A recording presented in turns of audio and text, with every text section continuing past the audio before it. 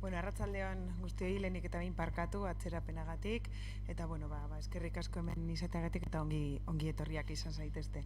Eskerrik asko María, un agradecimiento especial a María por acompañarnos esta tarde aquí en esta sala Lehendakari Agirre de la Fundación Sabino Arana.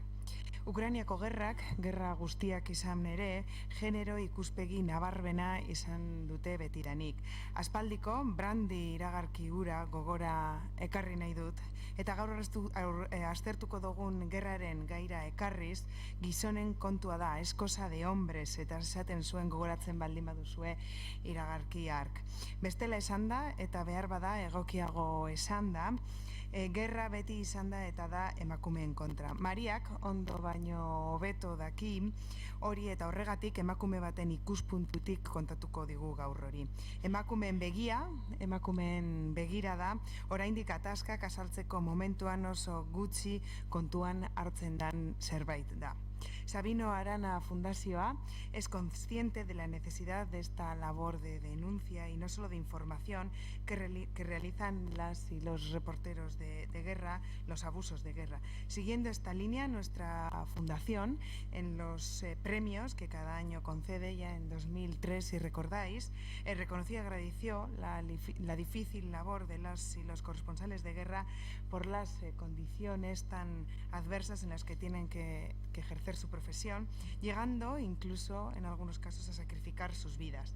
Una labor llena de dignidad y también de valentía. De dignidad porque desde los puntos más conflictivos de la tierra se atreven a denunciar los abusos y genocidios de los más poderosos frente a los más débiles.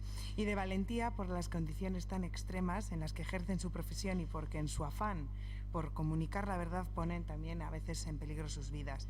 Muestra de nuestra preocupación es también la conferencia que hemos organizado hoy.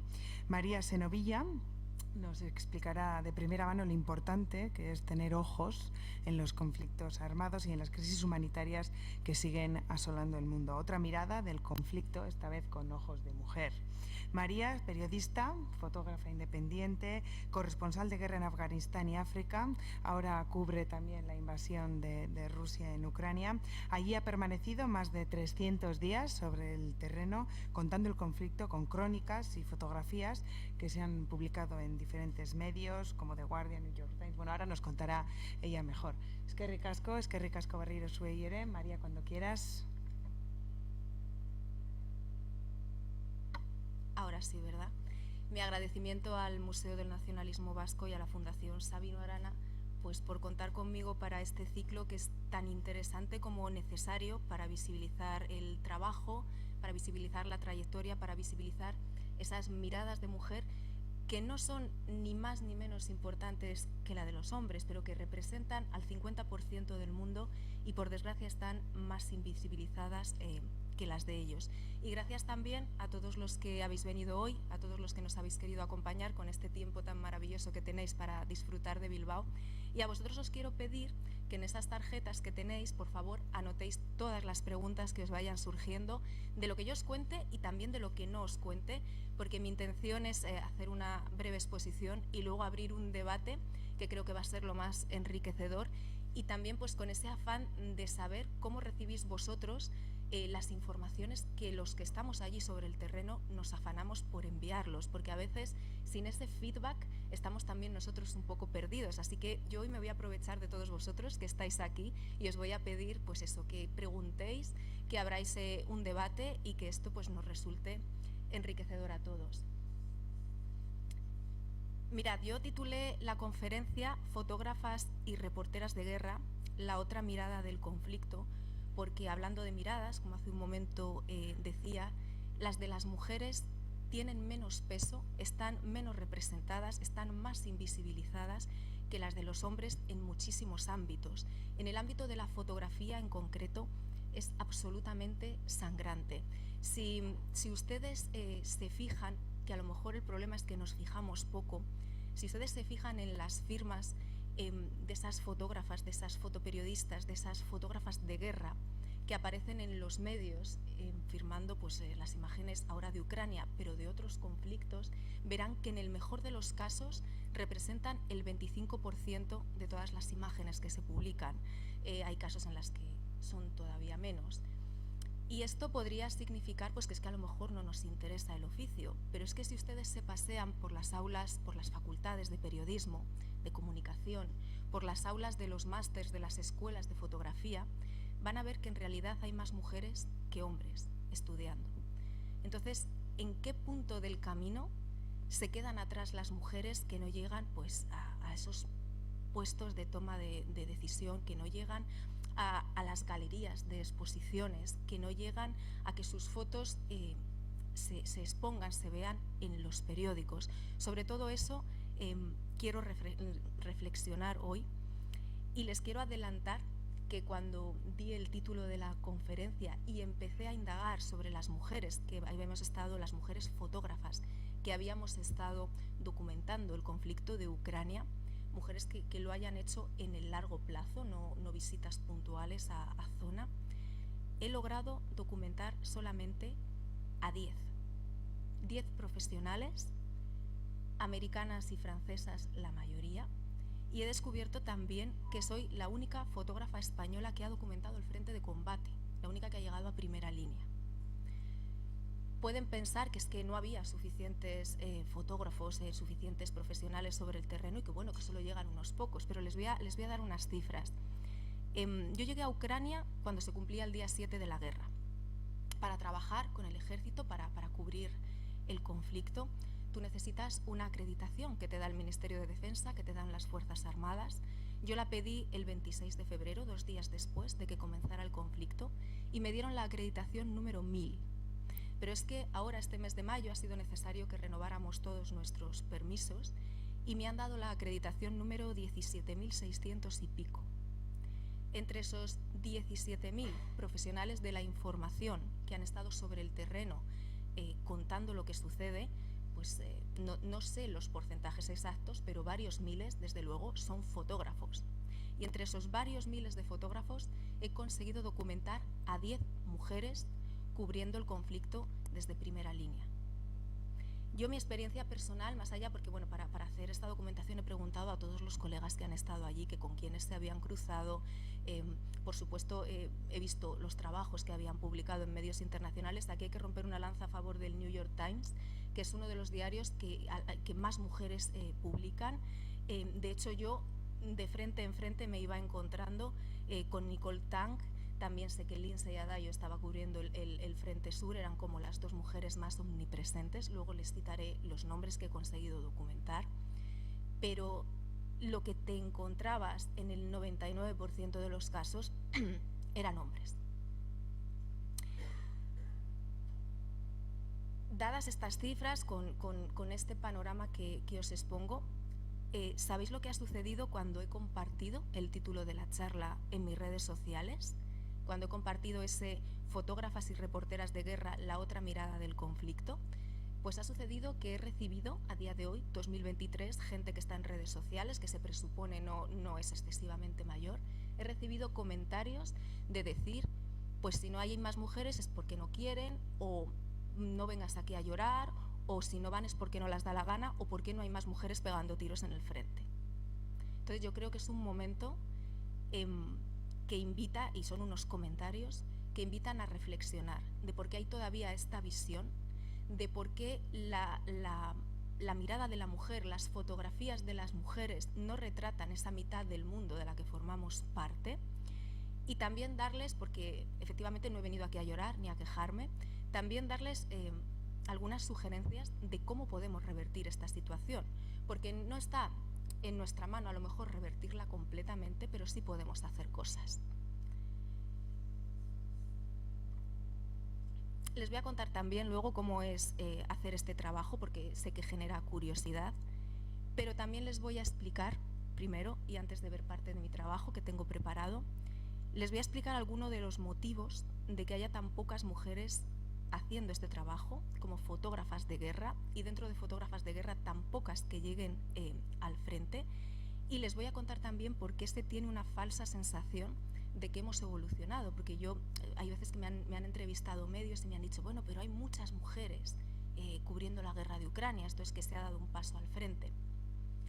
Cuando llegué ese día 7 de la guerra, que les decía, yo también me ilusioné porque de repente vi que había muchas caras femeninas en las pantallas que nos estaban narrando el conflicto, que nos estaban narrando la invasión, y dije, jolín, pues sí que hemos avanzado, esto es un cambio, ¿no? Yo en otras guerras que había cubierto hace años, rara vez me encontraba con una mujer. ¿Qué pasa? Que cuando ya miras un poquito más en detenimiento, te das cuenta de que la mayoría de estas mujeres eran reporteras de televisión, eran la cara visible, pero lo que había detrás de la cámara eran siempre equipos de hombres. Cámaras hombres, productores hombres, fixers hombres, conductores hombres. Ellas se ponían ahí a contar con todo el mérito del mundo, pero los que dirigían los equipos, los que dirigían las informaciones, los que se decía dónde iba, cuándo se iba, cómo se volvía, eran siempre hombres. Plumillas muy pocas, lo de plumillas lo digo con cariño, pero yo también soy plumilla, también soy periodista, y fotógrafas, como les estoy diciendo, pues una sequía absoluta. Cuando vi esto, cuando empecé a documentarme para esta charla, yo llamé por teléfono a Sandra Balcells. No sé si lo saben, Sandra Balcells es la primera fotoperiodista, la primera fotógrafa de guerra mujer española que hay documentada. Y ella comenzó su andadura profesional en los años 90 en los Balcanes. Hasta los años 90, quitando la figura que les vendrá a muchos a la cabeza de Gerda Taro, que tuvo una brevísima carrera porque trabajó apenas año y medio durante la Guerra Civil Española, era la mitad de ese binomio que se llama Robert Capa, fotografiaba junto con su compañero. No están claras las imágenes que tomó ella y las imágenes que tomó él, y además es una figura que ha estado durante décadas también invisibilizada, hasta que hace algunos años pues su trabajo ha salido un poco a la palestra pues para reivindicar que ahí hubo una mirada de mujer también documentando fotográficamente el conflicto. Pero si nos referimos, si buscamos referentes españoles, mujeres que se hayan dedicado a cubrir guerras con su cámara de fotos, hay que llegar hasta los años 90 para encontrar a Sandra. Y yo hablaba con Sandra y me decía, es que ahora hay pocos referentes, pero es que en mi época directamente no había ninguno. Ella empezó a cubrir la guerra de Yugoslavia con Alexandra Boulat, otra fotógrafa francesa, y con Corinne Dufka, una americana. Fueron las tres que además hicieron una cobertura a largo plazo, como estoy haciendo yo ahora, de Ucrania, y se mantuvieron durante la década de los 90 pues al pie del cañón en los Balcanes. Pero es que para encontrar el siguiente referente, la siguiente fotógrafa de guerra mujer, tenemos que cambiar de siglo. Nos tenemos que ir al siglo XXI, a la década de los 2010, para encontrar a Maysun o para encontrar a Anna Surinjans, que son ahora dos fotógrafas que están, bueno, Maysun ya no está tan en activo, ya viaja menos por lo que veo, Anna sí. Maysun cubrió Gaza, cubrió la Franja de Gaza, cubrió Siria también, y Anna Surinjans está más enfocada su carrera, sobre todo a cubrir migraciones y crisis humanitarias. Anna sí que ha estado en Ucrania brevemente, ha estado haciendo unos trabajos después de la matanza de Bucha, de lo que supuso aquello, pero tampoco ha llegado al frente de combate, tampoco, digamos, ha contado la guerra, la actualidad de la guerra. No tenemos referentes. No tenemos carteles cuando se organizan cursos de fotografía, cuando se organizan exposiciones. No tenemos carteles paritarios, pero es que hay algunos carteles en los que solo hay fotógrafos hombres. A día de hoy, 2023, en España. No hay que irse a Ucrania. Cada verano, que es cuando más festivales de fotografía se organizan, cuando se organizan pues los típicos encuentros que duran 2-3 días en algún lugar para aprender de grandes maestros de la fotografía, hay muchos carteles de actividades en las que esos grandes maestros solo hay hombres. Ya les digo que fotógrafas de guerra somos muy pocas, pero fotógrafas mujeres las hay. Y tienen la misma valía, la misma capacidad técnica, las mismas cualidades que pueden tener ellos, pero no estamos en esos carteles. Sí que hubo una moda, no sé si recuerdan hace un tiempo, de borrar a los hombres de los carteles, de las fotografías, perdón, de las fotos de familia que se hacían en algunos eventos políticos. para pues, denunciar precisamente las pocas mujeres que había representando, ¿no?, en esos eventos, y se veían pues fotos irrisorias en las que pues, prácticamente quedaban 2 o 3 personas. Pues eso, traspasado al terreno de la fotografía, lo que les contaba al principio, esa diferencia tan sangrante, la estamos viviendo a día de hoy las profesionales de este colectivo.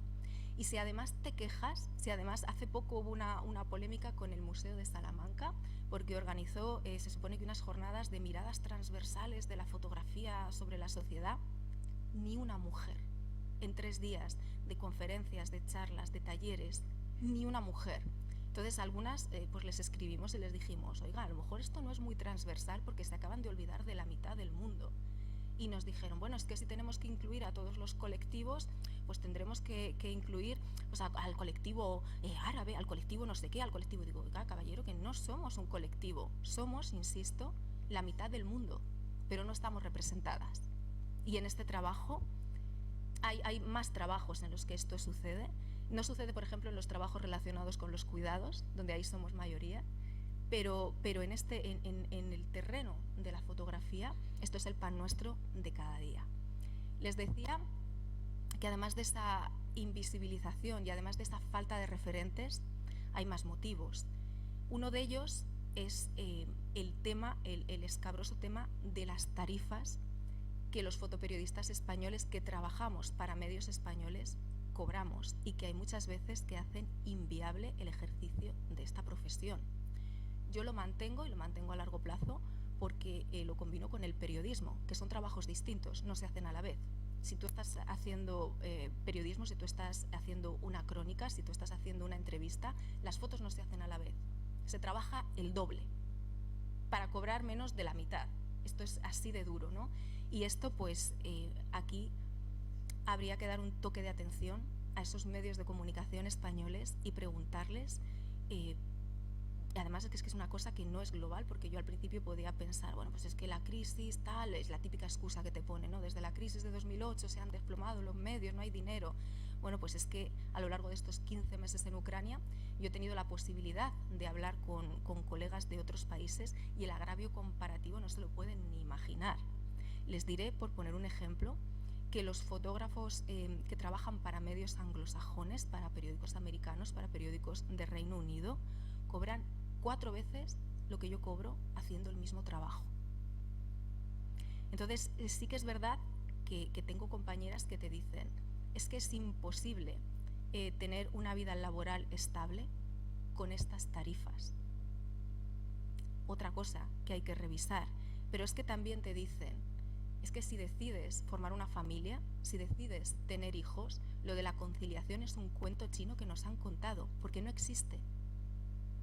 Se da entre nuestra profesión, entre los periodistas, hay muchas parejas que están formadas por hombre y mujer periodistas, ¿no? que pues al final nos pasamos buena parte de nuestro tiempo trabajando, conocemos a personas en nuestro entorno laboral, y es muy frecuente, también creo que pasa en el entorno sanitario, ¿no? Hay muchas parejas que están formadas por médicos que se conocen en el hospital, pues los periodistas somos iguales. Y cuando sucede pues que fundas una familia, que tienes un hijo, el 90% de los casos, la persona que se coge la jornada reducida, la persona que se queda en casa cuidando a los niños mientras la otra parte de la pareja viaja, ¿a que no adivinan quién es? La mujer. Pues esto también es una cosa que cuando tú hablas, cuando yo hablaba con Sandra de es que no me puedo creer que a día de hoy sigamos siendo tan pocas, pues íbamos desgranando, íbamos analizando y nos dábamos cuenta de que sí, a día de hoy, pero que es que no han cambiado tanto las cosas. Otra de las críticas maravillosas que te dejan en redes sociales, porque bueno, como ahora pues, se ha convertido, parece que ahí es libre, ¿no? Dar la opinión, no hace falta respeto, no hace falta dar argumentos, simplemente tú vas ahí y dices lo que quieres. Yo hay veces que cuando publico hago síntesis, ¿no? de los reportajes que hago, de los fotoreportajes que hago, y lo pones en las redes y te dicen, pero un análisis militar, pero tú qué vas a saber hacer un análisis militar si eres mujer. Y todo esto 2023, y nos lo seguimos comiendo con patatas todos los días. Ahora les voy a poner un vídeo de algunos de mis trabajos fotográficos, de algunos de esos trabajos que he hecho en las trincheras, porque las mujeres somos perfectamente capaces de llegar a las trincheras. También somos perfectamente capaces de darnos la vuelta y de mirar lo que hay detrás y de preguntar por otras sensibilidades. Por eso les decía que la mirada de las mujeres no es ni peor ni mejor que la de los hombres, es complementaria, pero que nos fijamos en otros detalles y debería de estar igual de representada. Como les decía, les voy a poner ahora parte de ese trabajo fotográfico que he hecho, para luego seguir hablando de cositas técnicas que a lo mejor me han dicho que hay gente interesada o que está estudiando fotografía hoy aquí, y bueno, pues seguro que les interesa también esa otra parte técnica. Pero quiero que vean ahora, si da nuestro compañero paso al vídeo, un poquito de lo que se hace sobre el terreno.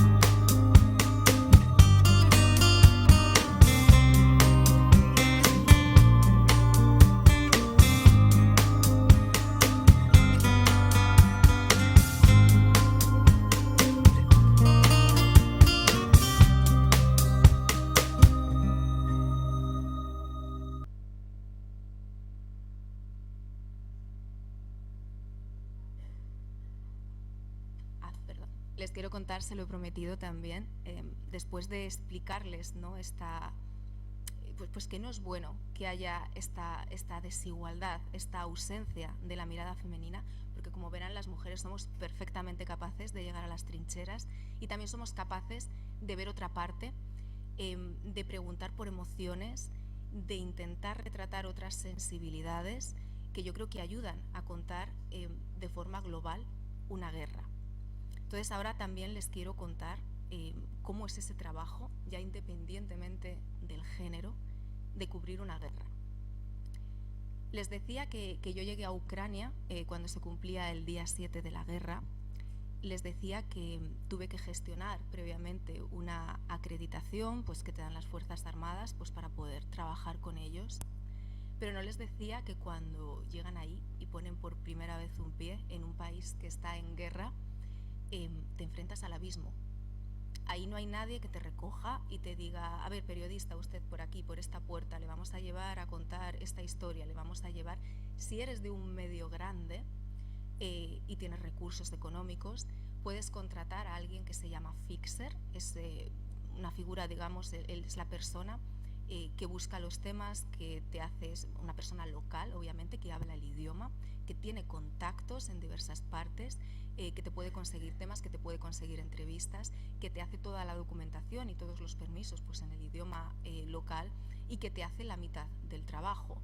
Además, si tienes recursos, pues puedes contratar full time a una traductora, a un traductor, pues que te ayude, ¿no?, a entenderte con la gente, y puedes contratar un conductor que te lleve desde la puerta del hotel hasta la noticia, incluso puedes contratar un hotel. Pero en mi caso, que soy freelance, yo prescindo de todo esto. Yo llego allí sola, yo me he tenido que buscar sola. Si necesito puntualmente un traductor, he tenido que encontrarlo. Si necesito un alojamiento acorde con mi presupuesto, porque los freelance, cuando vamos a cubrir una guerra, vamos a hacerlo con nuestro dinero por delante, con nuestro patrimonio por delante, nadie nos paga nada. Yo en mi caso voy siempre con algún medio ya apalabrado que esté interesado en contar el conflicto y que sepa que me va a comprar algunos temas. Pero hay gente, yo lo he visto en Ucrania, pues que en ese afán de decir yo quiero contar esto como sea, ha ido con una mano delante y otra detrás y se ha quedado en muchos casos sin vender las informaciones o publicándolas gratis porque ya que he estado aquí, pues lo quiero sacar. Ser freelance, lo contaba hace un ratito en una entrevista, se lo voy a traducir al castellano. La palabra no queda tan bonita, pero se van a hacer ustedes una idea. Ser freelance es ser autónomo y pagar tu cuota de autónomo y hacer todas tus cosas con tu gestoría de autónomo. Y ser periodista freelance en España significa ser periodista, autónomo y precario. Les hablaba hace un momentito de esas tarifas, de ese agravio comparativo, si se miraban las tarifas que estaban cobrando otros profesionales de otros países por hacer el mismo trabajo. Además de eso, tengan en cuenta que para cubrir una guerra, como les digo, tienen que llevar un chaleco antibalas, tienen que llevar un casco y tienen que llevar un equipo, en el caso de los fotógrafos, bastante costoso, entre cámaras, lentes, ordenadores y medios técnicos varios. También los freelance, el chaleco lo llevamos propio, el casco lo llevamos propio. Sí que es verdad que hay una organización que se llama Reporteros Sin Fronteras, que tiene un cierto remanente de equipos y los presta, pero para el caso de Ucrania se vieron tan desbordados de peticiones que yo el segundo día de la guerra, cuando les llamé para decir, oye, reservarme un equipo que voy, me dijeron, se han acabado ya. Entonces es otra cosa que tienes que conseguir buscarte por ti misma, porque tú no puedes ir a cubrir un conflicto sin el equipo de protección. Sé de gente que ha ido, pero desde luego con los militares no te dejan siquiera trabajar, ¿no? Como les decía, llegas ahí y te encuentras con todo eso por delante tú solo, sin nadie que te indique lo que tienes que hacer. Y cuando a mí me preguntan, bueno, pues a raíz de estar cubriendo la guerra de Ucrania, mucho estudiante de trabajo de fin de grado se ha puesto en contacto conmigo a decir, mira, estoy haciendo mi tesis sobre precisamente la cobertura de conflictos, ¿qué consejo nos das? ¿Tú qué recomendarías a alguien que quiere ir?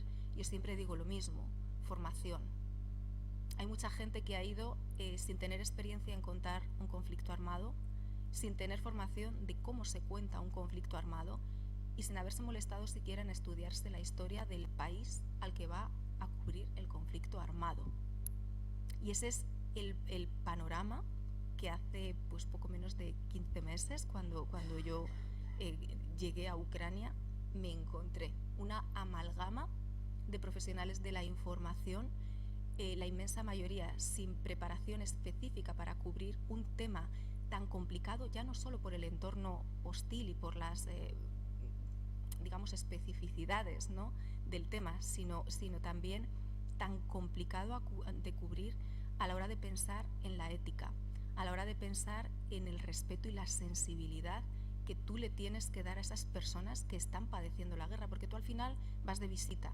Mis visitas son muy largas, ¿vale? Yo suelo quedarme 3-4 meses del tirón, pero tengo un sitio al que volver. Yo luego me cojo un billete de tren, salgo del país y vuelvo a un lugar que está en paz, donde no suenan las sirenas antiaéreas, donde no hay bombardeos, donde no me han matado a ningún familiar en el último ataque, y ellos se quedan allí.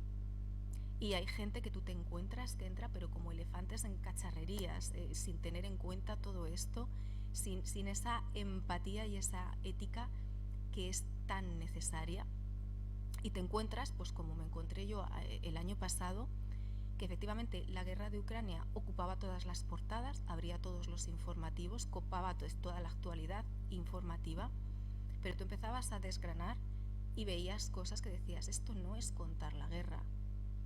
Esta persona no está, se le nota que no tiene formación, que ni siquiera se ha molestado en escuchar, en leer la historia del país, en prepararlo. Yo entiendo que las prisas también mandaban, ¿no? Cuando te manda una redacción grande, por lo menos sabes que tienes, pues, precisamente en la redacción a un grupo de compañeros pues que te va a hacer las crónicas de contexto, y por lo menos, pues, aunque tú cuentes solamente lo que ves en el terreno y no lo contextualices, en una redacción grande esa parte del trabajo te la hacen. Pero cuando vas como freelance no hay una redacción grande, porque entre otras cosas no sabes quién te va a publicar la crónica de ese día. No hay un equipo que te vaya a hacer el contexto, lo tienes que hacer tú solo.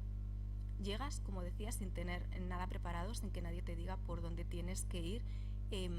Yo, por lo menos en mi caso, con esa responsabilidad que te pones encima de contarlo con sensibilidad, de contarlo con respeto, de contarlo con ética y de contarlo con contexto para que se entienda. Y partiendo de ahí, tienes que empezar a moverte, porque la guerra es una cosa que también se mueve, que también está viva, que hoy se están librando batallas en una ciudad, pero es que a lo mejor mañana hay un avance en otra, y te tienes que empezar a mover sin nadie que te lleve de la mano, llegando, pues a veces contratando conductores, a veces utilizando los trenes. Los trenes en Ucrania no dejaron de funcionar cuando comenzó la invasión. De hecho, en tren fueron evacuadas, salieron muchas de las personas de ese éxodo de refugiados y de desplazados internos, sobre todo mujeres con niños que huían de los bombardeos. Tú te tienes que mover muchas veces en los medios donde se mueve la población local. Insisto, en este caso los trenes eran los que funcionaban. Tienes que llegar a los sitios, te tienes que establecer, tienes que saber lo que está pasando ahí, y tienes que empezar a contactar con la gente, aparte de la gente de la calle, por supuesto, que te tiene que dar sus testimonios de primera mano. Tienes que contactar con autoridades militares, con autoridades también civiles, que te vayan poniendo al tanto de lo que está sucediendo, que te permitan acompañarles. Yo en mi caso, como habrán visto, tengo un interés especial por la parte relacionada con lo militar, porque una guerra es una guerra precisamente pues porque hay acciones militares, porque hay un conflicto armado, porque hay una campaña bélica de por dentro. Si no sería otra, de por medio, perdón, si no sería otra cosa, sería una crisis humanitaria, sería otra cosa, ¿no? Pero una guerra es una guerra porque hay pues acciones bélicas que están sucediendo. Y les decía antes que las mujeres somos perfectamente capaces de acceder al frente de combate, pero lo que no les decía es lo complicadísimo que es acceder al frente de combate, la cantidad de trámites que hay que hacer, la cantidad o sea, la paciencia que hay que tener para esperar, la cantidad de oficiales de prensa y oficiales que no son de prensa con los que tienes que contactar, a los que tienes que hacer pues peticiones, decirles quiero ir a ver este frente, quiero ir a ver esta posición de artillería, quiero por favor llegar hasta la primera línea para ver quién está librando esa guerra, ¿no? Pues para poder retratar a algunos de los jóvenes que han visto en ese vídeo. Y luego después de eso, después de llegar al frente, después de ver quién está librando la guerra, también tienes que ser capaz, les decía, de darte la vuelta y de ver la retaguardia, de preguntarte por las madres de esos chavales que están en las trincheras, de preguntarte por los enfermos crónicos, por ejemplo, que han dejado de recibir la medicación a causa de la guerra, de preguntarte por las personas que han perdido su puesto de trabajo y sus ingresos y cómo están ahora además aguantando la guerra, cómo hacen para sobrevivir. De hacerte todas las preguntas que se te ocurran y las que no se te ocurran. Y además de hacer eso, de preparar esa logística, de buscar los temas, tienes que ir, tienes que cubrirlos, tienes que volver entera a poder ser, tienes que escribirlos, tienes que producirlos, tienes que editar las fotografías y ya para colmo, por si no fuera poco, los freelance tenemos un tercer trabajo que es venderlas. Después de hacer el trabajo que les he dicho, tienes que llamar a los medios y decir, tengo esto, ¿me lo publicas? Puede parecer a lo mejor un poco así desolador el panorama, he de decir, después de este recorrido, que a mí me apasiona mi trabajo, que lo hago con absoluta felicidad cada día y que estoy feliz precisamente de poder ganarme la vida con ello. Pero también hay que tener claro que esto es eso, un trabajo, que no es un hobby. Que cuando no salen las cuentas, que cuando los medios no compran, que cuando los medios tienen unas tarifas irrisorias, hay que decir que no y hay que parar de hacerlo. Y esto es algo que también en parte justifica el hecho de que haya tan pocas mujeres haciéndolo. Yo creo que tenemos esa percepción de cuando una cosa es viable, de cuando la logística sale y de cuando la logística no sale. Quiero abrir ahora ya el turno de debate. Quiero que pregunten pues, por todo lo que les he contado, por todo también por las cosas que a lo mejor no les he contado y tienen curiosidad, pero no quiero terminar sin pedirles que a partir de ahora, cuando vean un cartel relacionado con la fotografía, cuando vean pues un encuentro fotográfico, cuando vean una exposición, cuando vean algo, un cartel en el que no haya mujeres, pregúntense por qué no hay mujeres y pregúntenle también a los que han hecho ese cartel por qué no han incluido profesionales, porque las tenemos. Les decía, pásense por las aulas de las escuelas de fotografía, pásense por las aulas de periodismo. Somos más mujeres, pero en algún momento del camino nos quedamos atrás y nos perdemos. También les quiero pedir que consuman fotografía hecha por mujeres, la tienen en Instagram, es gratis, solo hay que buscar un poquito más, porque es que, como les digo, somos pocas, pero estamos ahí también. Y vayan a exposiciones sobre todo cuando ahora que hay este boom de exposiciones fotográficas, pues desde hace unos años, busquen exposiciones con nombre de mujer. Las hay. Creen audiencia, creen esa demanda, ¿no? Porque también esa parte está en su mano.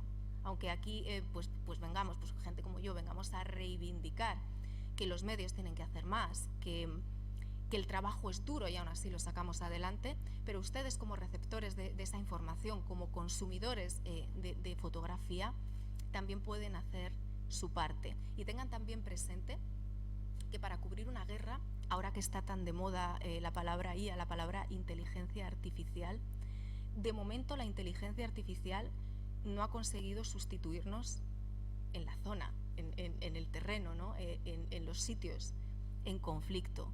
Entonces, es otra forma de reivindicar que el papel de la persona va a ser más difícil de borrar por esa inteligencia artificial que parece que ahora pues está amenazando, que ya no sabemos distinguir entre una imagen sintética y una fotografía real. Y bueno, pues todavía podemos distinguir que las que están hechas en zona de conflicto por los periodistas y fotógrafos que estamos cubriendo las zonas de conflicto, pues traspasan esa inteligencia artificial, seguimos siendo necesarios y si ustedes consumen el trabajo que hacemos, seremos todavía más necesarios.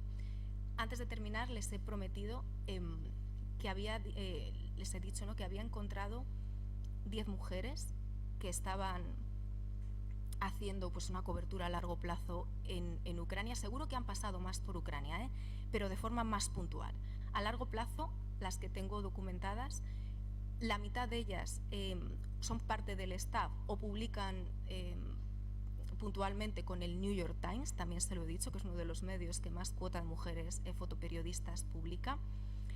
Son todas americanas, francesas, hay una mujer árabe, creo que había una belga por ahí, y han llegado todas al frente de combate o muy cerca. Entonces les voy a decir los nombres, luego creo que tenemos un pequeño encuentro por aquí, si alguien se quiere acercar, y bueno, los tengo anotados porque encima seguro que, sobre todo los nombres franceses, seguro que los pronuncio mal, pero se los voy a decir.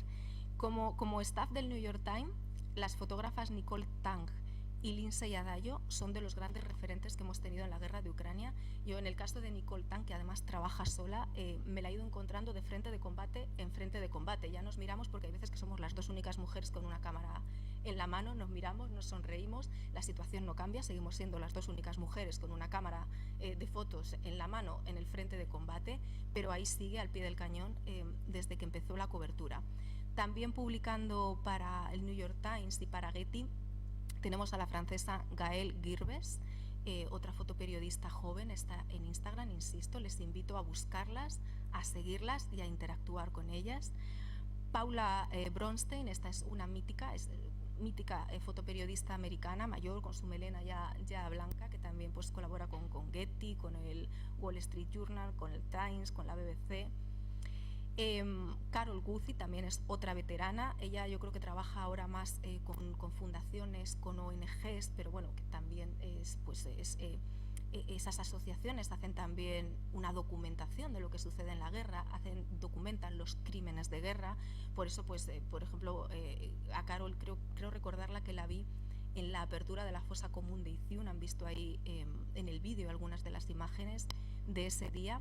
También tenemos a la estadounidense Kate Lindbergh, a las francesas Laurence Guéay, ya les digo yo que estoy pronunciando mal el apellido, pero bueno, y a Virginie Enyun, que también trabaja para el New York Times y publica también en Guardian.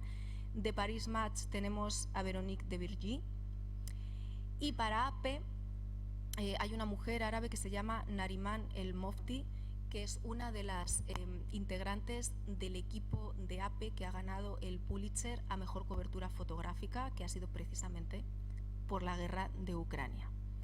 Yo he conseguido documentar a estas tres, como les digo, coberturas a largo plazo que han llegado al frente de combate o muy cerca. Seguro que hay más que de forma puntual han pasado por esta guerra, y que teniendo ahora mismo en la mano esta herramienta pues tan maravillosa y tan gratis que es Instagram, pues seguro que se puede bucear y encontrar algún nombre más. Pero por favor, consuman fotografías, consuman fotoperiodismo hecho por mujeres, pidan cuando haya en una galería una exposición solo con hombres, simplemente pregunten, ¿por qué no hay ninguna mujer? Es que no tenemos, sí que tenemos, pero hay que contar más con nosotras. Y ahora, por favor, pues me gustaría abrir el turno de debate. ¿Tenemos ya alguna pregunta? Recordad que tenéis unas tarjetas para poder hacer las preguntas, y si alguien prefiere hacerlo de viva voz también, pues que os pasamos el micrófono. Ya tenemos las primeras. La primera es: ¿cuál es la relación existente entre los profesionales de la comunicación de diferentes medios y países? ¿Se da la camaradería y el compañerismo en la guerra de Ucrania? A ver, yo si bien es cierto que trabajo sola, que no hago team, sí que tengo otros compañeros freelance que, por ejemplo, viajan haciendo equipo de 2-3 personas. Es más por un tema de costes económicos, de compartir los costes económicos. Para mí es difícil trabajar con gente porque, como les decía, hago dos trabajos que no se hacen a la vez. Por un lado, me documento para escribir crónicas, también hago crónica radiofónica, y por otro lado hago fotografía. Entonces, cuando viajas solamente con plumillas es complicado porque no sacas los tiempos y los espacios para hacer fotos. Cuando viajas solo con fotógrafos es complicado porque no te dan el tiempo de hacer las entrevistas, ellos no entienden la parte esta de periodista, y yo trabajo sola, pero sí que es verdad que cuando te encuentras con otro español, pues no sacas la bandera pues porque no la llevas encima, pero pues ahí pues como que es como, wow, otra persona, mira, ese está hablando en español, y te acercas y le preguntas y de dónde eres, y si estáis en la misma ciudad, pues oye, pues mira, mañana vamos a quedar para cenar y nos vemos. Y si hace falta, pues también pedir ayuda y escribir. Ya más o menos los que quedamos ahí al pie del cañón 15 meses después, españoles, ya más o menos nos conocemos todos. Entonces ya más o menos todos tenemos nuestro teléfono, todos tenemos nuestras redes, y yo, a mí, si alguien me pregunta o me pide ayuda, yo por supuesto la doy. Y cuando me entero de que hay algún compañero que está en la misma ciudad que yo, si el tiempo me lo permite, pues también contacto y le digo por dónde vas o vamos a vernos. sí que es verdad, ¿no?, que cuando sales de tu país, a lo mejor gente que la tienes viviendo en tu ciudad o que la tienes a 2 calles de ti y nunca la has hecho caso y nunca te ha dado por quedar con ella, pero de repente, chica, no sé qué pasa, que te encuentras fuera del país, da igual que haya guerra o no, y de repente te entra ese ímpetu de querer quedar, de querer verte, de querer... Bueno, pues somos así. Muy pocas fotógrafas en primera línea. ¿Cuántas mujeres soldado en primera línea? ¿Qué trato tenías de los soldados de primera línea? Muy pocas mujeres en primera línea en puestos tácticos. Sí que yo he conocido alguna artillera, alguna soldado de infantería. Sin embargo, el porcentaje aumentaba bastante cuando hablamos de paramédicas, de médicas, en los cuerpos sanitarios, cuando tú ibas a los puntos de estabilización, que es donde se llevaban los heridos o desde donde se iba a por los heridos en el campo de batalla, ahí había muchas mujeres. Y además, mujeres... algunas eran ya médicos antes, pero otras, a raíz de la invasión, se quisieron alistar y especializarse en ese tema. No sé por qué tenemos una especial sensibilidad para el tema de los cuidados, ¿no? Y es otra de las cosas que se veía en primera línea. Muchas médicas pues dispensando, muchas paramédicas dispensando esos cuidados. En cuanto al trato recibido por parte de los soldados de primera línea, yo he de decir, mentiría si no lo dijera, que cuando llegué los primeros días yo tenía, vas con precaución, vas con reticencia, porque era mi primera experiencia en el país. Yo ya había cubierto Maidán en 2014, pero desde la redacción en Madrid, porque cuando sucedió la anexión de Crimea, a mí me pilló trabajando en una redacción, llevaba internacional y cubrí pues el conflicto, pero desde Madrid. Entonces la invasión a gran escala de Rusia ha sido mi primera experiencia sobre el terreno en este país. Y tú vas con precaución, ¿no? Porque eres una mujer, porque viajas sola y porque por desgracia te han enseñado que cuando eres una mujer y viajas sola tienes que tener ciertas precauciones. Pero bueno, fueron unas precauciones que se disiparon a los pocos días. He de decir que aparte de la hospitalidad del pueblo ucraniano en general, el respeto de los hombres ucranianos era absoluto. No sé si tenía algo que ver que yo fuera periodista internacional o si también, porque bueno, yo no vi en ningún caso pues, que trataran de forma peor, y de hecho cuando en primera línea ya os digo que hay muchas paramédicos y médicas militares ucranianas, y también veo que la relación con sus compañeros es de absoluta cordialidad, respeto y profesionalidad. Entonces, en ese sentido yo pues me vi gratamente sorprendida los primeros días cuando vi lo cómoda que me sentía, porque pues respeto absoluto, ahí nadie te hace ni media insinuación, nadie te pone en un apuro. O sea, realmente yo bueno, los últimos 3 meses de mi estancia en Ucrania los he pasado en el Donbass, los he pasado cerca de Bakhmut, y he tenido ocasión de empotrarme con varias brigadas, con varios batallones ucranianos. Empotrarte significa que vives con ellos y que estás con ellos. Yo he dormido en las trincheras de primera línea con soldados ucranianos, donde no había mujeres, a lo mejor eran 10, 15 soldados, con una tranquilidad, con una de dormir a pierna suelta, de saber que no te va a pasar absolutamente nada, en un entorno de respeto que me pregunto si sería igual si durmiera en una trinchera con soldados españoles. En una trinchera, ¿qué has visto que no te hayan dejado hacer a ti como mujer que sí le hubieran dejado? Yo es que a estas alturas de la película ya no dejo que no me dejen hacer nada. Ya cada vez que un oficial me dice, ay no, mira, es que esta posición está muy movida, es que nos están atacando, es que... y veo que van a llevar a otro fotógrafo hombre, digo, ¿él va? Sí, digo, pues yo también. Se callan y te llevan. ¿Cómo compaginas buscar la noticia, hacer fotografías, editarlas, etcétera, etcétera, en el contexto de la guerra? ¿Crees que las noticias con una mirada más sensible se venden menos? Pues creo que al contrario. Y creo, ahí voy a abrir un melón a lo mejor, creo que tampoco consiste en dar una mirada excesivamente sensible, porque esto también lo he comentado estos días en entrevistas por aquí con compañeros tuyos de la fundación, que me preguntaban, ¿y qué te parece esto lo hemos visto sobre todo en televisión, pues algunas reporteras que han contado pues la guerra a lágrima viva. Y digo, pues me parece innecesario. Una cosa es tener empatía, tener respeto, tener sensibilidad, porque estás contando una realidad que si te paras a pensar, al final, para mí la guerra es la gente que la está viviendo, que la está padeciendo. Y si te paras a pensar todo lo que llevan encima, es desolador, y claro que te afecta, y claro que está bien ser sensible y que te afecte, y me preocuparía si no me afectase, si de repente me pongo enfrente de un bombardeo, o llego al bombardeo y me pongo enfrente de una persona a la que le acaban de destrozar la casa y que la veo que está destrozada y yo ni siento ni padezco, yo me preocuparía porque tendría un problema. Pero ser sensible a la hora de tratar con la gente, a la hora de recoger los testimonios, a la hora de hacer tu trabajo, no significa que tengas que contar la guerra con esa sensiblería o con esa pues esa lágrima viva, pues rompiéndote en mitad de un directo, que te puede pasar, ¿no?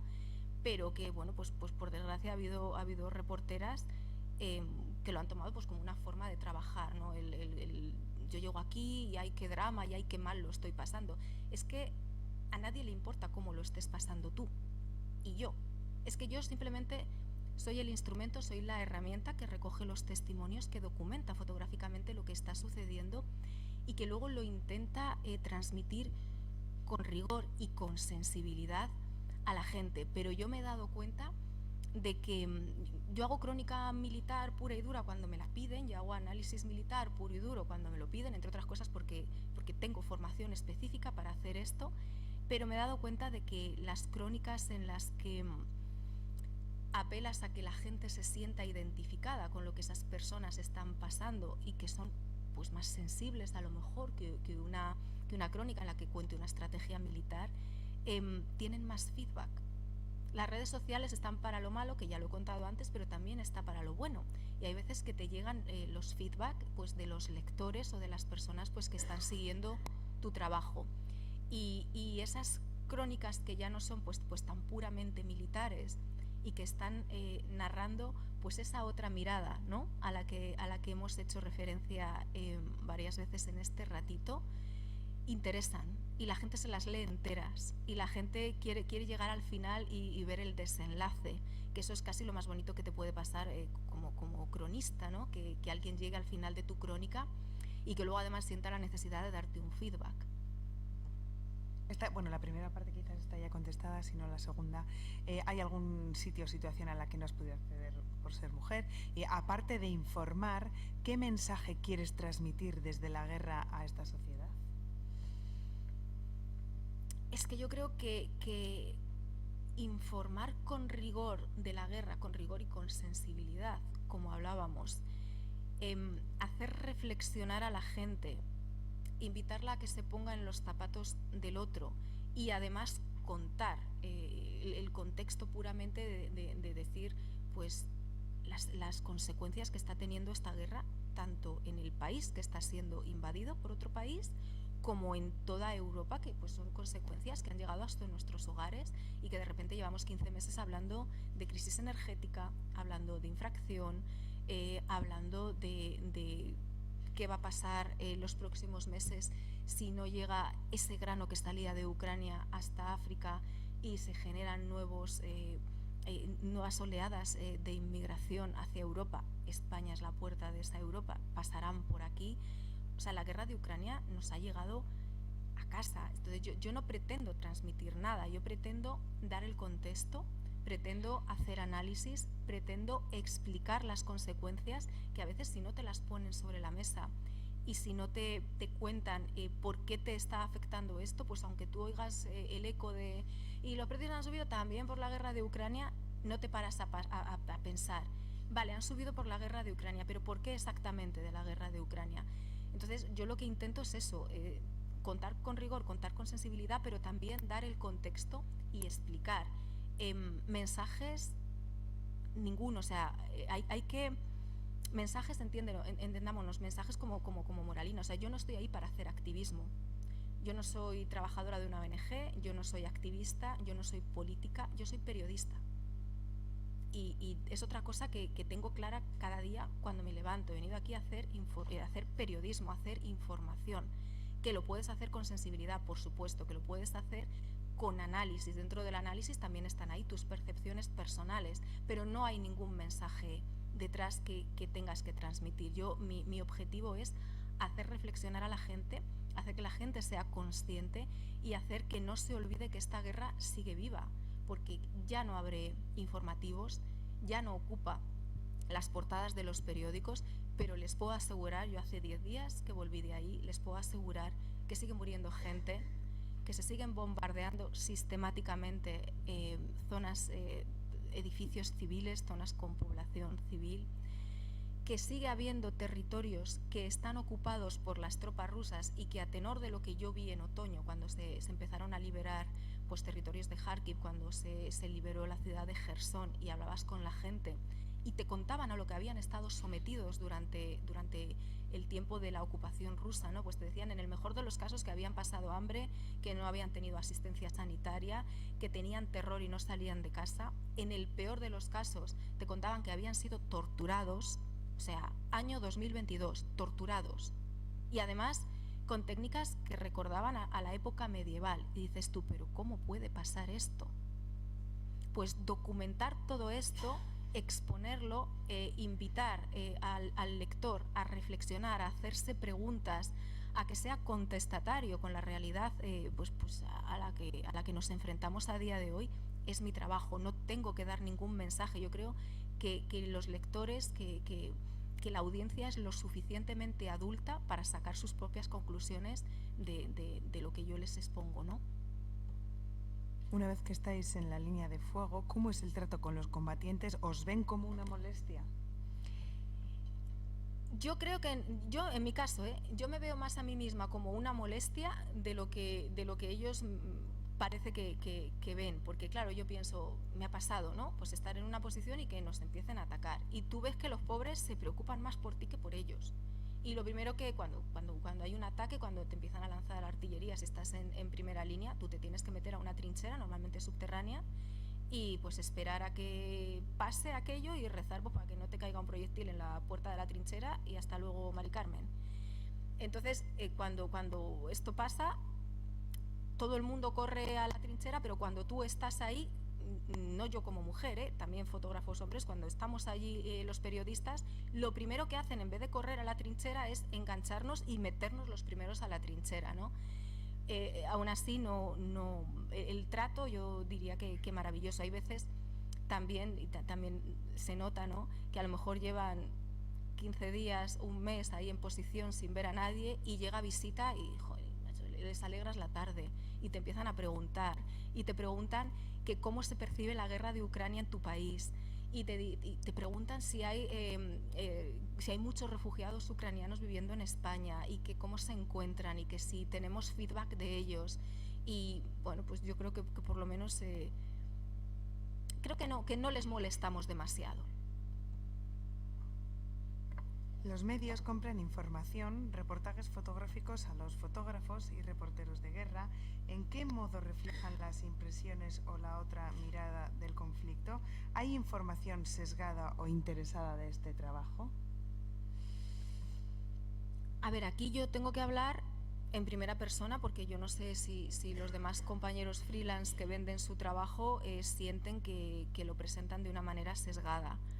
Yo con los medios con los que trabajo actualmente, mi revista de cabecera, con la que ya trabajaba antes de la invasión rusa de Ucrania y en la que sigo publicando, que es la revista Atalayar, trata con absoluto rigor y con absoluta exquisitez los temas que yo le envío. Si tienen que tocar una coma, me llaman y me dicen, oye, mira, que queremos hacer este cambio, ¿te parece bien? Respetan cada pie de foto, entonces bueno, pues ahí no hay ninguna información sesgada, es tal y como la quiero presentar, les llega. También publico mis crónicas en el periódico El Español. Ahí sí que es verdad que al no ser una revista, que al ser un periódico está más ligado a la actualidad, a ese break news, y hay veces que te dicen, oye, no, mira, vamos a cambiar el titular para enlazarlo con lo que ha pasado hoy, aunque luego la crónica tal, y a veces hay pues un pequeño tira y afloja, pero bueno, los periódicos de hoy en día, por desgracia, y más en los digitales, están muy sometidos al clickbait. Si Google no te posiciona y si no apareces pronto en las búsquedas, al final la gente no lee las noticias que se están publicando, y estamos ahí un poquito sometidos con ese tema. Pero bueno, del titular para abajo también un trato exquisito. A mí no me han cambiado nada, no me han dado nunca la vuelta a una información, no han dicho nunca nada que yo no esté diciendo, y ya te digo, normalmente de hecho es que el cuerpo de la noticia ni lo tocan. Y en el caso de las fotos, pues ahí sí que no cabe ninguna manipulación. Cuando publico a través de agencia internacional, cuando las fotos llegan a algún medio como pues los que has nombrado, ¿no? en el último año, a través de la Agencia Europea de Fotoperiodismo, pues mis fotos se han publicado en medios como el New York Times, como el Washington Post, el Telegraph, también en medios españoles que tiran también de agencia internacional, en periódicos de primera línea, y nadie me ha tocado jamás una foto. Yo no he visto ninguna modificación. Pues algunas veces pues se hace un recorte para encajar en maqueta, pero ninguna modificación.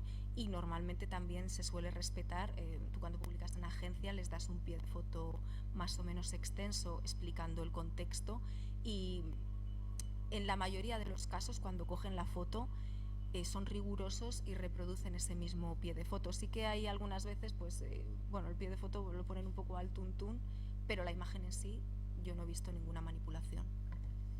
La escasez de fotógrafos, reporteros de guerra, como tiempo atrás la de ingenieros, parece que se debe a un tópico cultural y no por falta de capacidades.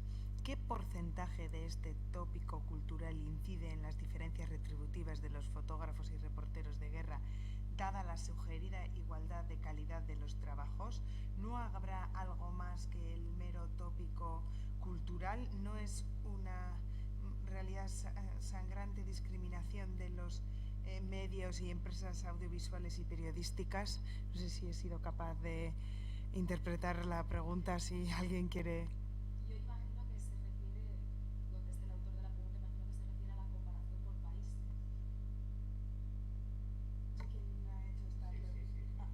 Sí, pero creo que así como hace 30 años una mujer ingeniero era rara, o una mujer de empresa era rara, o una general de la Guardia Civil pues era algo raro, actualmente ya no lo es. Entonces, el que haya tan poquísimas reporteras, pues es raro comparado con el resto como se ha progresado. Sin embargo, en el aspecto salarial eso ya no es una cuestión cultural. Yo creo que hay una realmente discriminación. Yo también creo que la brecha de género en cuestiones retributivas existe. Sí que es cierto que en el caso de los periodistas, como no hay una tarifa común, que cada uno se negocia lo que cobra con un medio o con otro, es muy difícil hacer ese cálculo, pero yo sí, hablando con compañeras sobre el terreno, hay veces que a las mujeres nos pagan menos por el mismo trabajo. Esto contrastado, de enterarte que tal reportero está cobrando tanto por crónica y a la reportera la pagan menos. Que es como yo siempre digo, indignada, porque claro, yo no tengo con quién compararme, porque insisto, yo soy freelance y negocio mis tarifas, pero cuando a lo mejor una televisión tiene a varios freelance reportando desde distintas partes y te enteras que a uno le pagan más que a otra, que dices tú, pero ¿por qué no te quejas, no hablas con tal? Y siempre te dicen, pues porque a lo mejor te dicen que te vayas a tu casa si no te gusta, ¿no? No hay más preguntas por escrito, no sé si alguien tiene alguna... El micro. La realidad, ¿no? Bueno, me arreglo bastante bien, ¿no? Con la voz. Has definido bastante bien la realidad, es decir, hay una cuestión a resolver de género, has hecho un diagnóstico, has dado una serie de datos, hay un problema, como mujer entiendo que te quejes, pero no lo he acabado de entender, pero me ha quedado un poco la duda de ¿cuál crees que son las causas por las cuales no acaba de haber más mujeres? Porque sí que dices que en la facultad hay más mujeres, porque ya en general me gusta plantearme las cosas de una manera muy constructiva y llegar a un resultado. Es decir, ¿cuál es la causa y cuál es la solución? Y no me ha parecido o escucharlo o entenderlo. Porque claro, si tenemos un problema, a mí me interesa más resolverlo que andar quejándonos siempre, ay, mira, tal, me ha pasado tal. No, no. ¿Cuál es la causa? ¿Por qué pasa? ¿Y cuál crees tú que sería la forma de resolverlo? Pues las causas, sí las he enumerado al principio. Una de ellas es la conciliación, que no existe. Ya he nombrado, ¿no?, que cuando en una pareja formada por periodistas se decide crear una familia, se decide tener hijos, la persona que pide la reducción en la jornada laboral y por tanto se está cerrando puertas a la hora de tener ascensos, a la hora de viajes, a la hora de un montón de cosas, siempre es ella. Esto además contrastado con las colegas que son madres, no es una cosa que diga de oídas. También he hablado del problema de la invisibilización, de que cuando se están organizando pues esos encuentros fotográficos en los que a lo mejor se publicita ven a aprender de los grandes maestros, entre los grandes maestros no haya mujeres. También la falta de referentes, eso no lo podemos arreglar porque no podemos volver en el tiempo y poner ahí a más mujeres a hacer el trabajo, pero sí decía que está en vuestras manos también una parte de poner solución a ese problema, que es demandar más trabajos fotográficos hechos por mujeres, porque hay mujeres fotógrafas españolas, aunque no lleguen al frente de combate de Ucrania, las hay cubriendo otros ámbitos. Y hay mujeres aptas para ir a esos encuentros de fotografía, aptas para ocupar las paredes de esas galerías en las que se hacen exposiciones, en las que muchas veces pues no se las invita o se obvia. Y es que es increíble cómo yo no me puedo poner en la piel de un organizador pues que hace pues eso, por ejemplo, pues un ciclo en el que se incluyen conferencias, en el que se incluyen workshops para aprender de profesionales, en el que se incluyen exposiciones, y que tú hagas el cartel, veas que entre 20 tíos no hay ninguna mujer, o hay una mujer o hay dos mujeres, y no digas uy, esto no está bien. Porque, como te decía, ya no solo en las facultades de periodismo, es que tú te das un paseo por las aulas de las escuelas de fotografía y también hay, si no el 50% más mujeres. Entonces, en una parte de ese camino, hasta la galería de exposición, hasta la conferencia, hasta el curso, nos quedamos por el camino. Creo que, para resumir, que parte de la solución del problema, la parte que puede estar en vuestra mano, es también demandar a más mujeres fotógrafas, el trabajo de más mujeres fotógrafas, más exposiciones de mujeres fotógrafas, y cuando haya un ciclo, cuando veáis un cartel en el que no hay mujeres fotógrafas, preguntar a la organización por qué no hay más mujeres fotógrafas, cuando sí que estamos, sí que tenemos talento, sí que tenemos valor para ir a una guerra y sí que tenemos la capacidad técnica de hacer el trabajo igual de bien que un hombre, con otra mirada que se complementa perfectamente con la de los hombres y que no merma la calidad de lo que se va a exponer en esas paredes. No sé si te contesto.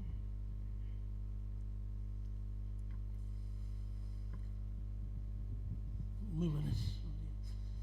Quiero hacerte 3 preguntitas.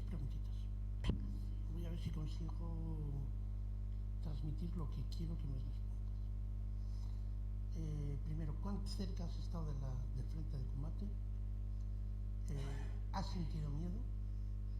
¿Has temido por tu vida? ¿Has sabido reflejar eso en tus crónicas o en tus fotos cuando las has mandado? ¿Y crees que el exceso de sensibilidad es perjudicial para la información? Te digo, yo he estado en la guerra de Ucrania. Por empezar por la última pregunta, que la hemos contestado yo creo hace un momentito, el exceso de todo es malo para cualquier cobertura. Hay que hacer una cobertura con sensibilidad, con empatía y también con rigor periodístico. Pero les ponía el caso, ¿no?, de mostrar esa excesiva sensibilidad poniéndote a llorar delante de una cámara. Eso sobra, eso hace daño al periodismo. Porque luego además encima las televisiones, como ven que la gente se pone delante de la pantalla y dice, ¡ala, pobrecita, qué ha pasado!, es que te lo piden. Es que te dicen, pero ponle un poco más de emoción. Pero ¿qué emoción? Pero, o sea, le estoy poniendo rigor, le estoy poniendo respeto, le estoy poniendo empatía. No, yo no soy la protagonista, nadie tiene que preguntarme qué estoy sintiendo yo, qué sensibilidad. No. Tú estás aquí como una herramienta, como un transmisor de lo que quieres contar, o sea, de lo que quieres, no, perdón, de lo que sucede y la forma en la que tú lo cuentas. Entonces, ¿que las crónicas tienen que tener sensibilidad? Creo que sí, pero una sensibilidad que emane de la empatía y que no deje a un lado el rigor. El exceso es malo, por supuesto. ¿Cuán cerca he estado del frente? Yo he estado en el frente, yo he estado en primera línea. Primera línea, en términos militares, se contempla lo que está a entre 800 metros, 1 kilómetro de las líneas rusas. Yo estaba a 500 metros de las líneas rusas en una posición, que es que se veía, no hacía falta ni enfocar con la lente. Decía, ¿ves esos árboles? Son las trincheras rusas. Y estando además en esa posición, hemos recibido un ataque, nos han empezado a bombardear. Miedo, pues es que el miedo no tiene mucho sentido. Si tienes miedo no vayas a cubrir una guerra, lo que tienes que tener es sentido común y precaución. Y cuando empieza un bombardeo tú no te puedes quedar paralizada por el miedo, tú sabes que tienes que correr y meterte en un agujero que hay ahí una trinchera excavada y ponerte a salvo en la medida de lo posible que tú tengas a tu mano, ponerte a salvo. Me dejó algo por contestar, que ha sido así una batería.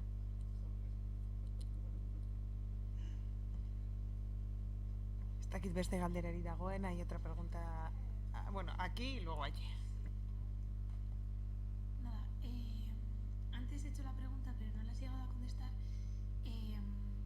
¿Cómo gestionas el tener que buscar la noticia? Eso. Es verdad, se me ha quedado en el tintero. Pues mira, el resumen corto es durmiendo poco. O sea, yo hay días que he trabajado 20 horas al día del tirón. Hay días que se da mejor porque... Te voy a contar un poquito cómo es el día a día, ¿no? Tú te levantas por la mañana, normalmente temprano. Si eres fotógrafo, muy temprano, más ahora en esta época que a partir de las 10, 11 empieza una luz durísima y si quieres hacer algo digno, pues ya puedes estar haciendo fotos a las 8 de la mañana, ¿no? Te levantas, vas, si has pedido, si te han acreditado para ir a primera línea o para ir al frente de combate y tienes una posición, pues normalmente quedas en un punto de encuentro con el oficial militar, con el oficial de prensa militar que te lleva al sitio. Como te digo, yo hago 2 trabajos a la vez, soy periodista y soy fotógrafa, entonces yo normalmente empiezo por hacer las fotos, por si acaso, porque si te bombardean y te tienes que meter a la trinchera, en la trinchera puedes hablar con la gente, pero hacer la foto ya te la pierdes, ¿no? Entonces, haces la parte gráfica, luego haces la parte de hacer entrevistas, luego vuelves a casa y haces la postproducción de todo ese trabajo, seleccionas, descargas las fotos, las seleccionas, las editas. Cuando has terminado el trabajo de fotógrafa empiezas con el de plumilla, te pones delante del documento en blanco, escribes la crónica o la entrevista o lo que toque ese día, lo envías y luego empiezas a preparar el trabajo del día siguiente. Y hay veces que tienes suerte y en un par de horas o 3 consigues la historia de mañana. Y hay días que te dan las 11 de la noche y sigues mandando mails y mandando WhatsApp a distintos oficiales de prensa, a distintas autoridades civiles. Y luego hay días que te levantas, que tenéis previsto que vas a hacer no sé qué y que resulta que ha habido un mega bombardeo en el pueblo de a 15 kilómetros y ya puedes ir corriendo para cubrirlo. Entonces, aparte de eso, como os he dicho, soy freelance, soy autónoma, por decirlo en español. Entonces, el día que no trabajo y que no facturo, no cobro, pero los gastos los sigo teniendo. Así que hay veces que trabajas de lunes a lunes y hay veces que, bueno, pues el cansancio físico también hace mella y te levantas un miércoles y dices, pues mira, es que me voy a quedar delante del ordenador organizando el archivo fotográfico porque es que no tengo fuerza para patearme 3-4 kilómetros porque, por cierto, para llegar al frente no se va en coche.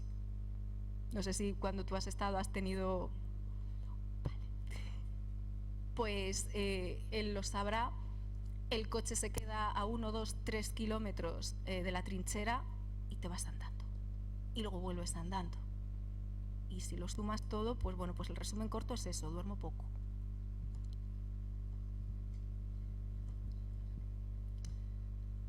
Rachel Deón, yo quería decir al principio, bueno, yo soy ucraniana. Al principio quería decir muchas gracias a la Fundación Sabino Arana por este evento, por este ciclo y dar la visibilidad al trabajo de María y para que podamos estar aquí hoy y escucharlo y verlo y hacer preguntas y también al mismo tiempo adentrarse un poco más, interesarse un poco más sobre lo que sigue como María has subrayado, que sigue pasando en Ucrania, que sigue la guerra, no ha parado, aunque sí que en los medios de comunicación en general se ha bajado muchísimo la visibilidad. Entonces, muchas gracias por este evento. Y a María quería decir también que me gusta mucho tu enfoque de trabajo. He leído algunos artículos tuyos y también he visto tus fotografías, no solo en los artículos, pero también las que estás publicando en las redes sociales. Y bueno, aparte de lo que has comentado hoy, que es muy importante, cómo estás trabajando, cómo desarrollas tu enfoque, cómo se diferencia en algunos casos tu trabajo de algunos otros periodistas freelance. Y este tipo de perspectiva, esta perspectiva, bueno, cada perspectiva es única de una periodista, de una fotógrafa, la perspectiva es única y tu perspectiva es muy, tiene muchísimo valor. Tiene muchísimo valor porque lo más importante que me destaca en tu trabajo es que no estás romantizando la guerra, y eso es muy, muy importante hoy en día, no romantizar, porque ahora tenemos las imágenes por todos los lados de lo que está pasando, a veces como con diferentes colores. Alguien nos está presentando de la forma como nos están presentando las imágenes, estamos como viéndolo en tiempo real. Y es muy importante no tener este enfoque de romantización, porque necesitamos poder reflexionar más allá de esto, que está muy cerca, está en el centro, no en el centro, pero está en Europa. Y la pregunta que quería hacer es, estabas hablando sobre la formación, que es muy importante, la preparación, que antes de ir a cubrir la guerra, y lo estás sugiriendo a los estudiantes o cualquier periodista o freelance que quiere empezar a hacerlo, que es muy importante la formación en ética, que es lo primordial. Y luego el segundo es estudiar el contexto. A mí me parece que lo estás subrayando, pero es muy importante que no, la verdad que hay al principio de la guerra, de la invasión rusa en Ucrania, ha habido muchos reportajes donde se veía que alguna información no estaba profundizada, por decirlo así de forma más formal. Y tú, por ejemplo, cuando antes de irte, porque has comentado que también has cubierto la Revolución de la Dignidad, el Maidán de 2014, entonces, aunque no estuviste en este momento en Ucrania, pero entiendo que has hecho una investigación profunda y has cubierto todo, desde también estudiándolo con el contexto y luego con todo lo que estaba pasando de otras personas, que las historias. Pero, por ejemplo, ahora, antes de irte, ¿qué es lo que has estudiado nuevo sobre Ucrania? ¿Y qué es lo que cuando ya al estar allí, qué es lo que fue nuevo que has aprendido sobre Ucrania, no solo sobre la gente, pero sobre el país, sobre la política también? ¿Y qué es lo que has desaprendido? Eso también es muy importante, que quería hacerte esta pregunta. Muchas gracias. No, gracias a ti, y súper interesante la pregunta. Mira, yo, como he dicho, llegué la primera semana de la guerra, entonces en ese tiempo, además de preparar la logística, a estudiar, a ponerte con libros, me pareció una pérdida de tiempo. Entonces yo lo que hice fue contactar Yo soy de Segovia, entonces contacté con el presidente de la Asociación de Ucranianos de Segovia, un chico que lleva 15 años viviendo pues, allí en la granja de San Ildefonso, que en los primeros días de la guerra salió en prensa pues, porque se buscaba, ¿no?, a personas ucranianas que vivieran en España. Bueno, pues salieron pues, varias personas de asociaciones que estaban ahí y yo contacté y yo hablé y yo les pregunté, ¿no? Más que leer libros, intenté hablar con gente, con ucranianos que estaban aquí establecidos y que me contaron. Y que te contaban cosas que yo llegué con ellas súper presentes. Te voy a poner un ejemplo, ¿no? Recuerdo que Andriy me dijo, porque la guerra, por si no lo saben, no está sucediendo en toda Ucrania, se está desarrollando en aproximadamente ahora el 25% de Ucrania, ese frente este y ese frente sur. Sí que es verdad que en otras ciudades del oeste o en Kiev hay bombardeos puntuales, lo de Kiev se ha convertido en algo más que bombardeos puntuales, creo que ya van 15 o 16 en lo que van de mes, pero el frente de combate está en una parte muy localizada de Ucrania, que además es la parte donde más rusoparlantes hay. Y entonces yo, una cosa que dije, a ver, explícame esto. Recuerdo que Andriy me dijo, por ejemplo, María, ser ruso hablante no significa ser prorruso. Y como otra serie de cosas, pues acerca, él es de Dnipro, tenía familia en el Donbass, ¿no? Y me contó un poquito la realidad que se estaba viviendo en el Donbass, donde ya había habido un éxodo previo de gente que a lo mejor se sentía más pro-ucraniana y que se había ido a otras ciudades. Que tú ya lo sumas con, digamos, ese estudio de la historia que se hizo en 2014, ¿no? Pues donde entiendes un poco pues los 70 años de pertenencia a la URSS, donde entiendes lo convulsa que fue la década de los 90 para Ucrania y que, bueno, pues de ahí han destilado muchos de los males que luego se han visto en este siglo XXI. Pero cosas, por ejemplo, como entender la política del país, yo realmente hasta que no he estado in situ y hasta que no he hablado con la gente, no la he entendido.